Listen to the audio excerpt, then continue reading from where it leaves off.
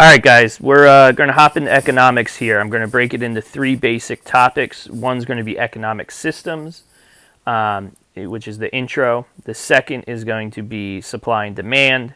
And then the third will be some consumer personal economics. That'll pretty much wrap up the year. All right, so I want to start off. Let's imagine you just hit the Powerball, you hit the Mega Millions, whatever it is. So all of a sudden, overnight, you're a billionaire. You have $1 billion at your disposal. What are some things you'd buy? Would you buy cars? Would you buy mansions, a yacht, whatever the case may be? It sounds crazy to say, but at the end of the day, you could blow through $1 billion, and there are people who are way richer than you as a billionaire, and they could buy things that you want and so forth. So what it really boils down to is economics. When we're looking at it, the basic economic problem is that that's a bit of an exaggeration, but if we look at it, our wants and desires are virtually unlimited. All right, so if we take our wants and desires as a whole, they're virtually unlimited. However, the productive resources available to meet those wants and desires are scarce. Now, in the economic sense of the term, scarce means limited. It doesn't necessarily mean rare or hard to come by. But if we think about it, time is scarce. Water is scarce. Is there a lot of water on Earth? Yeah, but it's still scarce. Okay? So all things in an economic system are scarce. There's a limit to how much of it there is.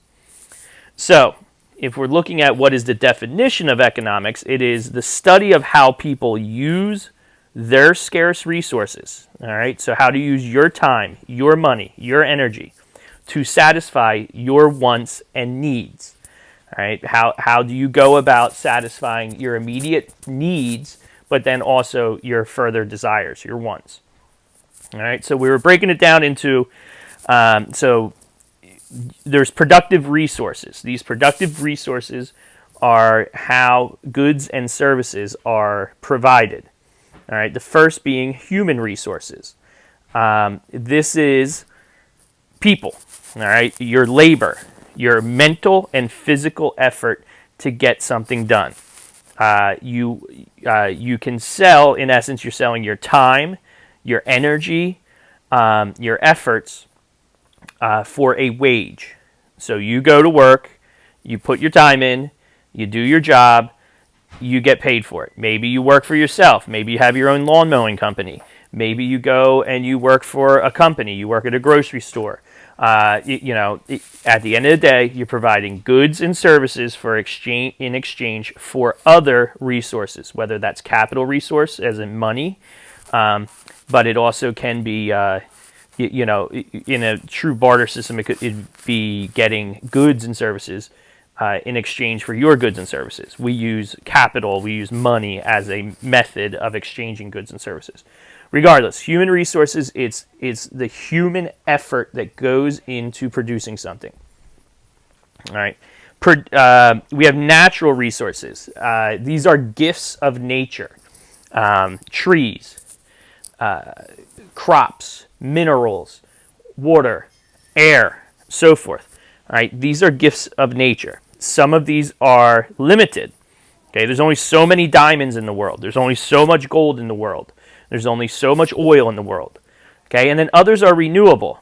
Okay, you can log out a forest and then you can plant new trees, and over the course of time you'll get new trees. You can plant new crops and so forth. So there's renewable and non-renewable natural resources. Then there's capital resources. Okay, this is a good that is used to make other goods. So you have a tree that falls down in your backyard. You need it removed.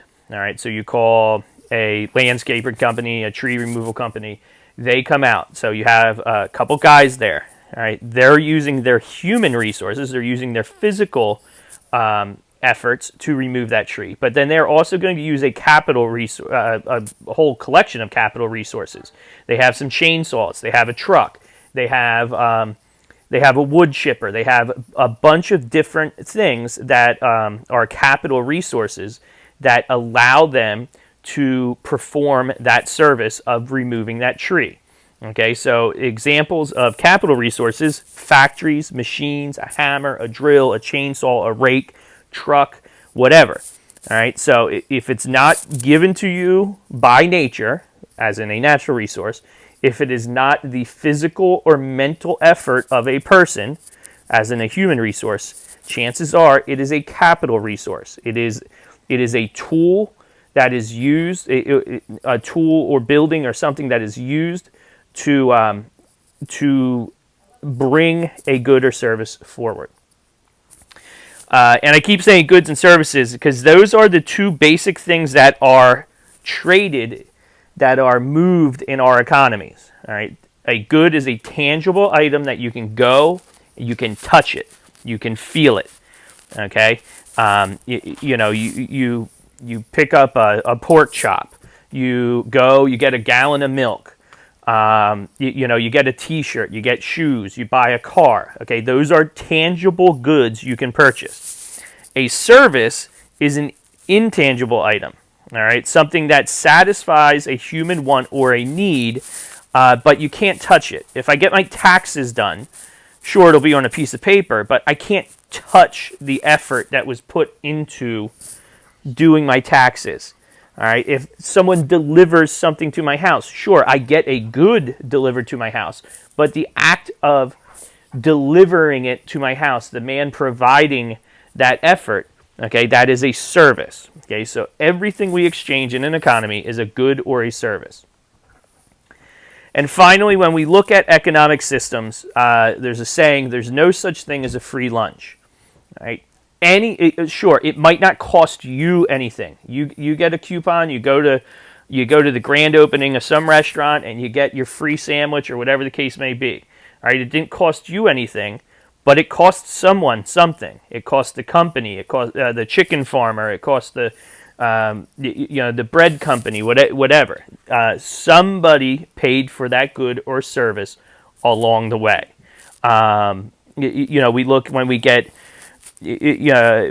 stimulus checks from the government for this shutdown.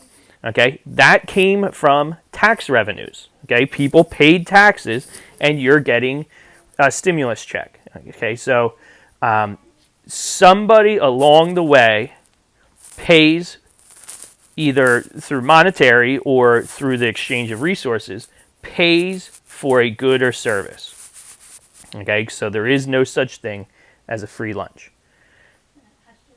And remember, all resources are scarce, meaning there is a limited supply of them. All right, so